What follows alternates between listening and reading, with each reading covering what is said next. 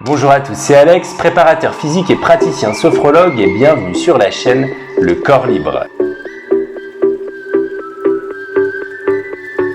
Et aujourd'hui, pour cet épisode 3 des pouvoirs extraordinaires de la respiration, je vous propose de découvrir une méthode permettant de faciliter l'endormissement. Cette méthode se nomme le 4-7-8 pour désigner une inspiration de 4 secondes, une rétention de 7 secondes et une expiration de 8 secondes. Le créateur de cette méthode, un professeur de l'université de Harvard, Andrew Weil, garantit qu'il est possible de s'endormir en moins d'1 minute en respectant cette méthode à la lettre. Bon, clairement, le but, c'est pas de vous promettre un endormissement en moins d'1 minute, mais plutôt de vous mettre dans les meilleures conditions pour que vous puissiez vous endormir comme des bébés. Il existe en réalité une multitude de méthodes qui favorisent le sommeil. Ce que je vous propose dans cette vidéo, c'est surtout de comprendre les principes de base à appliquer pour rejoindre les bras de Morphée facilement en 4 points. Ensuite, je vous propose de faire une petite analyse de cette fameuse méthode 4-7-8. Et en fin de vidéo, vous pourrez vivre une mise en pratique tranquillement dans votre lit à la maison. Nos vies d'hyperactifs et surstimulés tendent à nous faire adopter une respiration courte, haute, saccadée et plutôt dans la cage thoracique. En limitant notre respiration à cet endroit, on ne respire finalement qu'à moitié. On ne permet pas à nos poumons de se déployer complètement. Donc la première solution pour se décompresser et lâcher prise, c'est d'adopter la respiration abdominale. Inspire et laissez le ventre se soulever. Expire et laissez l'air s'échapper tout doucement en laissant le ventre redescendre délicatement. La respiration abdominale conscientisée offre également un massage pour notre organisme tout entier. On vient dénouer tout notre système digestif. Cette forme de respiration qui passe par le ventre existe naturellement chez l'homme lorsqu'il est bébé. En observant un nourrisson, on s'aperçoit qu'il se tient droit, légèrement cambré et qu'il respire par le ventre. Mais avec le temps, les événements de la vie, le stress, l'homme se tasse, se sédentarise, il surexploite son cerveau analytique, le cerveau gauche ou autrement dit le cerveau numérique qui gère les calculs, la lecture, l'écriture au détriment du cerveau droit qui lui est plus créatif, plus émotionnel. On dit du ventre qu'il est notre deuxième cerveau. Il semble donc logique qu'en respirant avec lui, on puisse soigner notre premier cerveau. Donc première chose, vous l'avez compris, on va favoriser la respiration abdominale. Dans les épisodes précédents, on a vu comment fonctionnait le système nerveux autonome. Je vous invite d'ailleurs à les regarder si vous voulez en savoir plus sur le sujet. Le système sympathique gère la fuite, le combat. Et le système parasympathique, lui, gère la détente et la relaxation. Donc pour favoriser le sommeil, à votre avis, quel système allons-nous favoriser? Je vous le donne en mille, le système parasympathique. Sachant que l'inspiration favorise le système sympathique et que l'expiration favorise le système parasympathique, on va donc adopter une expiration beaucoup plus longue que l'inspiration. Le grand classique de la respiration de relaxation est le 3-7, c'est-à-dire 3 secondes d'inspiration et 7 secondes d'expiration. En associant la respiration abdominale avec ce rythme de respiration, vous stimulez puissamment votre système parasympathique. Quelques respirations, votre rythme cardiaque ralentit, vos muscles se relâchent, vous vous retrouvez dans un état de calme, d'apaisement. Ensuite, je vais vous demander de porter votre attention exclusivement à votre respiration. Quand on est sous la couette, c'est un peu le moment où on se retrouve seul face avec soi-même. Des pensées parasites surgissent. Vous repensez à un conflit au travail ou à une mauvaise phrase de votre boss ou un oubli. Merde, je dois faire ça. Vous pouvez repenser aussi à une dispute avec votre conjoint. Bref, toutes sortes de choses qui ne vous aideront sûrement pas à dormir. Le cerveau est fait pour résoudre des problèmes. C'est son instinct. L'idée, ça va être donc de détourner son attention en se focalisant sur une autre information, votre respiration. Alors au début, c'est un vrai ping-pong. Toutes les 2 secondes, votre cerveau bascule sur des pensées négatives, puis revient sur votre respiration et ça se répète. Répétez-le autant de fois que nécessaire. Avec la pratique, vous allez apprendre à regarder ces pensées défiler, mais sans les suivre. En troisième point, vous pouvez également utiliser l'imagerie mentale comme appui supplémentaire. Pour plus de détente, vous pouvez imaginer que vous réalisez cet exercice dans un paysage inspirant, dans lequel vous vous sentez bien, détendu, en sécurité. Vous pouvez par exemple imaginer une plage au coucher du soleil, un jardin zen, ou un paysage de montagne. Donc l'imagerie mentale, un super outil complémentaire pour favoriser la détente. En point 4, on va essayer de construire de bonnes routines avant de se coucher. Vous avez déjà sûrement entendu parler de la lumière bleue qui perturbe profondément le sommeil. Si je respire correctement mais que je scrolle sur les réseaux juste avant de dormir, eh bien ça a peu de chances de fonctionner. Cette lumière donne au cerveau l'information qu'il fait encore jour. Mais du coup, le cerveau ne produit pas comme il le devrait la mélatonine qui est l'hormone du sommeil. Donc en plus d'avoir un endormissement difficile, votre sommeil est moins réparateur. L'idéal est donc d'arrêter les écrans 1h à 1h30 avant le coucher. Pour les plus accros, il est conseillé de réduire au minimum la luminosité. Favorisez un repas du soir au moins 2-3 heures avant le coucher. Si vous rentrez tard et qu'il est donc impossible pour vous de manger tôt, essayez d'organiser votre journée pour manger le plus léger possible. Si vous rentrez par exemple vers 20h, vous pouvez prendre une petite collation à 17h30 par exemple pour éviter d'être affamé en rentrant à la maison et tout dévorer et derrière avoir des difficultés à digérer. Le cerveau adore les routines. Essayez de construire votre propre rituel d'endormissement. Exemple, manger, coucher les enfants, préparer ses affaires pour demain, prendre une bonne douche et reprendre son livre. Déjà, le fait de se réveiller et de se coucher toujours à peu près à la même heure prépare votre corps au sommeil. Parenthèse, la cohérence cardiaque qu'on a vue dans l'épisode précédent est très intéressante, mais plutôt en début de soirée, avant le repas, pour favoriser un état émotionnel stable avant le coucher. Pour les problèmes d'insomnie récurrents, vous pouvez donc ritualiser cette méthode sur le long terme. Revenons maintenant à la méthode 4-7-8. Bon, j'avoue, j'ai beaucoup parlé, mais maintenant, ça y est, on y est. Le 4-7-8, c'est une phase d'inspiration de 4 secondes, une phase de rétention de 7 secondes, c'est-à-dire une phase d'apnée, et une phase d'expiration de 8 secondes, et tout ça en plaçant la langue délicatement derrière les incisives supérieures. Donc concrètement, la phase d'inspiration représente moins d'un quart de toute la respiration. Dans la phase d'apnée poumon plein, on est encore en phase active du système sympathique. Et à l'expiration, on vient activer profondément le système parasympathique et donc la détente. C'est un peu comme si on appuyait sur l'accélérateur pour mettre un gros coup de frein derrière. Par exemple, lorsque vous êtes dans un parc d'attractions en haut d'une tour, dans une petite nacelle, prête à lâcher. Là-haut, votre cœur est au max, ça pulse à mort, vous avez envie de mourir. Et en bas, c'est le relâchement total. On n'arrive plus à tenir sur ses jambes, on est complètement rincé. Cet effet ascenseur donne une sensation puissante de relâchement et donc efficace pour activer le système parasympathique et amener un état de détente profond. C'est l'effet le relâchement est beaucoup plus puissant avec une phase de peur avant. C'est un peu d'ailleurs la même idée que de contracter ses muscles pour mieux les relâcher derrière.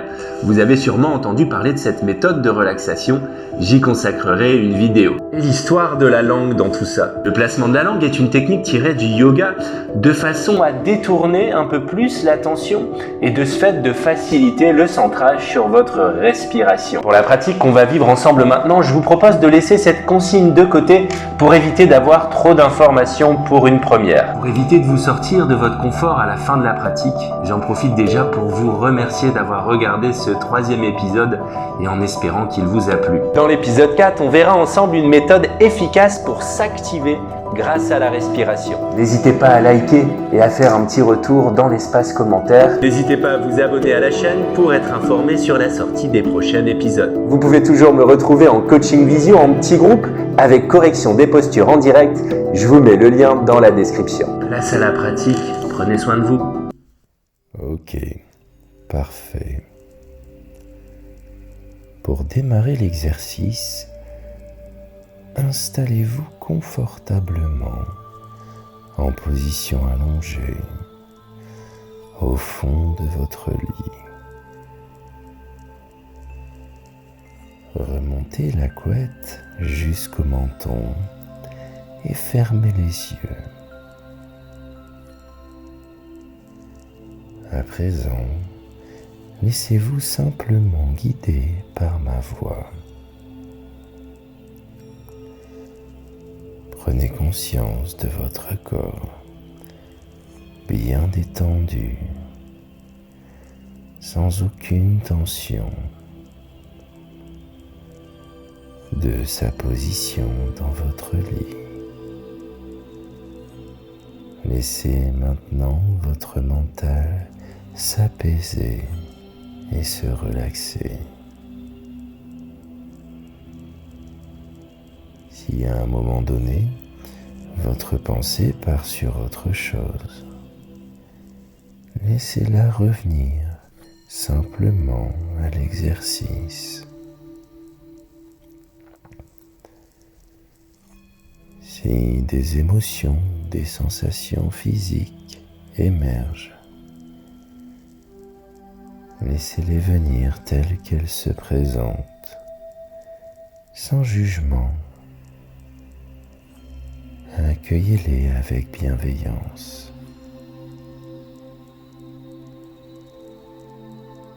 Mettez-vous maintenant à l'écoute de votre respiration. Vous pouvez maintenant sentir l'air frais entrer dans vos narines et ressortir plus chaud, réchauffé par vos organes internes.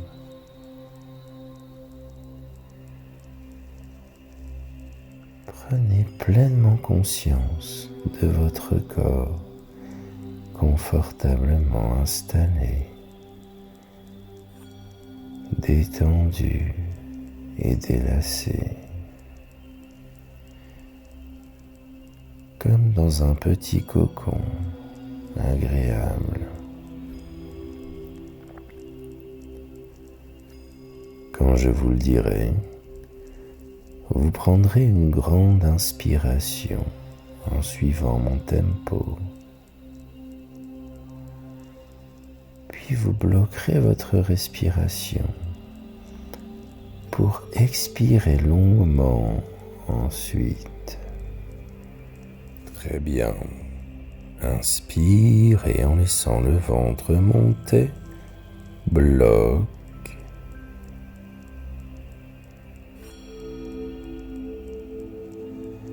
Expire en laissant le ventre redescendre tranquillement. Inspire, bloque,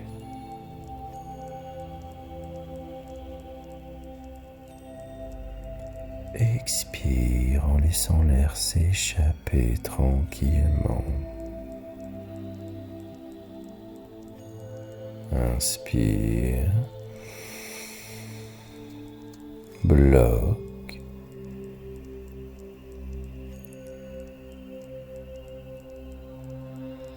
expire.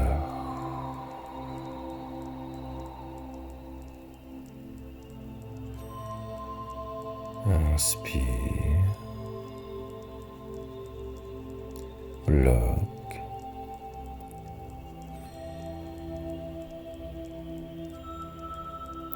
expire.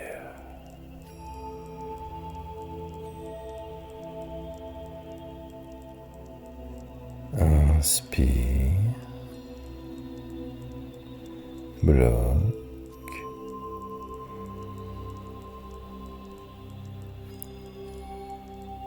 expire.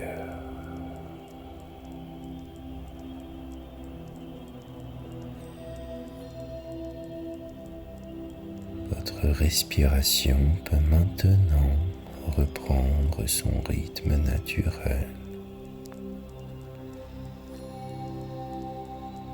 Maintenant, prenez conscience du calme qui s'est installé dans tout votre corps.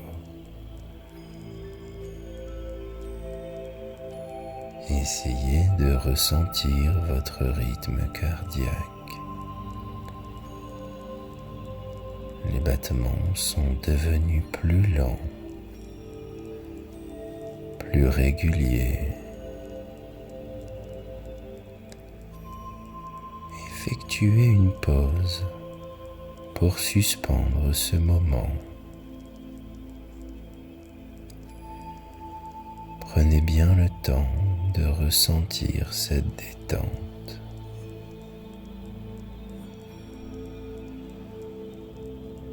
votre respiration est devenue naturellement plus lente, douce et régulière, comme l'aller et retour des vagues.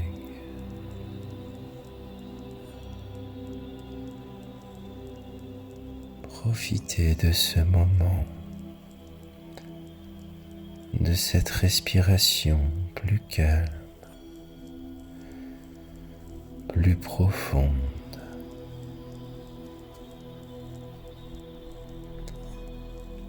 C'est un peu comme si votre esprit était plus léger et votre corps plus lourd.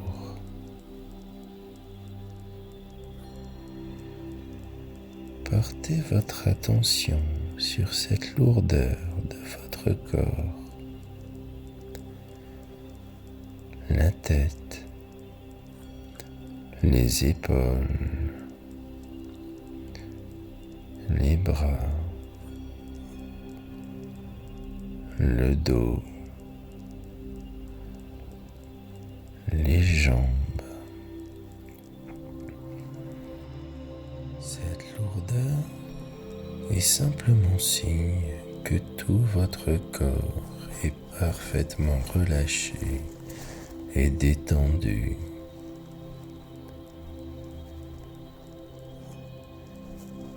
Maintenant, faites-vous confiance. Vous méritez ce sommeil naturel et réparateur qui va venir doucement vous bercer.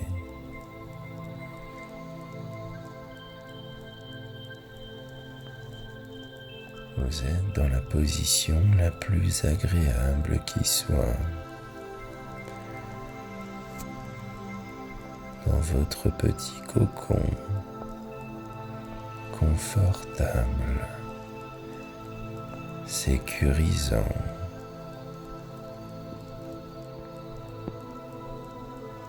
Laissez votre corps s'assoupir.